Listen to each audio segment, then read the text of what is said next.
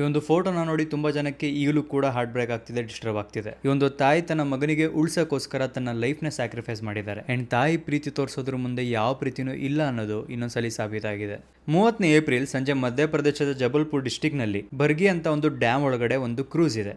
ಆ ಒಂದು ಬೋಟಲ್ಲಿ 40ರಿಂದ 45 ಟೂರಿಸ್ಟ್ಗಳು ಬಂದಿರ್ತಾರೆ. ಆ ಒಂದು ಕ್ರೂಸ್ ಬೋಟಲ್ಲಿ ಎಕ್ಸ್ಪೀರಿಯನ್ಸ್ ಮಾಡೋಣ ಅಂತ. ಆ ಒಂದು ಕ್ರೂಸ್ ಬೋಟು ಮಧ್ಯ ನದಿಯಲ್ಲಿ ಹೋಗ್ಬೇಕಾದ್ರೆ ಸುತ್ತ ಒಂದು ಜೋರಾಗಿ ಗಾಳಿ ಬಿರುಗಾಳಿ ಬೀಸಿ ಆ ಒಂದು ಬೋಟು ಇನ್ಬ್ಯಾಲೆನ್ಸ್ ಆಗುತ್ತೆ. ಇನ್ನೇನು ಬೋಟ್ ಬೀಳ್ಬೇಕಾದ್ರೆ ಅಲ್ಲಿರುವಂಥ ಲೈಫ್ ಜಾಕೆಟ್ ಎಲ್ಲ ಓಪನ್ ಮಾಡಿ ಹಾಕೊಳ್ಳೋಕೆ ಶುರು ಮಾಡ್ತಾರೆ ಅಲ್ಲಿರುವಂಥ ಟೂರಿಸ್ಟ್ ಎಲ್ಲ. ಅಂಡ್ ಎಲ್ಲರೂ ಕೂಡ ಲೈಫ್ ಜಾಕೆಟ್ ಹಾಕೊಳ್ಳೋಷ್ಟರಲ್ಲಿ ಆ ಒಂದು ಕ್ರೂಸ್ ಬೋಟು ಮುಳುಗೋಗುತ್ತೆ. ಈಗಿನ ಮಾಹಿತಿ ಪ್ರಕಾರ 22 ಜನ ಆಲ್ರೆಡಿ ಸೇವ್ ಮಾಡಿದ್ದಾರೆ, 9 ಜನ ಸತ್ತಿದ್ದಾರೆ, ಹಾಗೆ ಮಿಕ್ಕಿದವರಿಗೆ ಈಗಲೂ ಕೂಡ ಹುಡುಕ್ತಿದ್ದಾರೆ. ಅಂಡ್ ಇದರಲ್ಲಿ ದೆಲ್ಲಿಯಿಂದ ಅಮ್ಮ ಮತ್ತೆ 4 ವರ್ಷದ ಮಗು ಬಂದಿರುತ್ತೆ. ಅವರು ಕೂಡ ಒಂದು ಕ್ರೂಸ್ ಬೋಟ್ ಅಲ್ಲಿ ಹೋಗ್ತಿರ್ತಾರೆ. ಬೋಟ್ ಇನ್ನೇನು ಮುಳುಗಬೇಕು ಅನ್ನೋಷ್ಟರಲ್ಲಿ ತಾಯಿ ಸ್ವತಃ ಲೈಫ್ ಜಾಕೆಟ್ ನ ಹಾಕೊಂಡು ಉಳಿದೇನೆ ಮೊದಲು ನನ್ನ ಮಗ ಉಳಿಬೇಕು ಅಂತ ಆ ಮಗನ ಲೈಫ್ ಜಾಕೆಟ್ ಜೊತೆನೆ ತಪ್ಕೊಂಡು ಹೆಗಲ ಮೇಲೆ ಮಲಗಿಸ್ಕೊಂಡು ನೀರಲ್ಲಿ ಬೀಳ್ತಾರೆ. ಬಟ್ ವಿಧಿಯಾಟ ಬೇರೆನೇ ಇತ್ತು.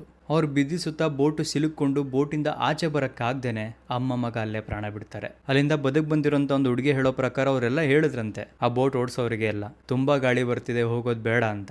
ಬಟ್ ಅಡ್ವೆಂಚರ್ ಮಾಡಿಸ್ಬೇಕು, ನಿಮಗೆ ಮಧ್ಯ ಕರ್ಕೊಂಡು ಹೋಗ್ತೀನಿ, ಏನೂ ಆಗಲ್ಲ ಅಂತ ಕರ್ಕೊಂಡು ಹೋದ್ರಂತೆ. ಅಂಡ್ ರೆಸ್ಕ್ಯೂ ಟೀಮ್ ಅವರು ತಾಯನ ಎಳಿಬೇಕಾದ್ರೆ ಅವ್ರು ಬರೋದೇ ಇಲ್ವಂತೆ. ಏನಕ್ಕೆ ಎಳೆಯಕ್ಕಾಗ್ತಿಲ್ಲ ಅಂತ ತಿರುಗಿ ನೋಡಿದಾಗ ಅವ್ರಿಗೂ ಕೂಡ ಶಾಕ್ ಆಗುತ್ತೆ.